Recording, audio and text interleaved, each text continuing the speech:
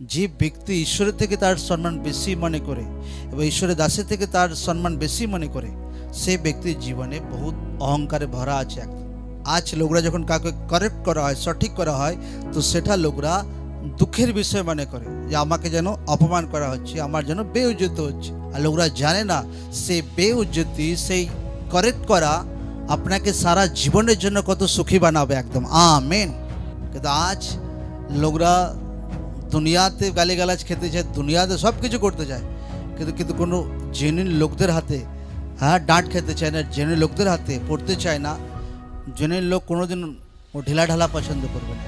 Hallelujah, জয় যিশু।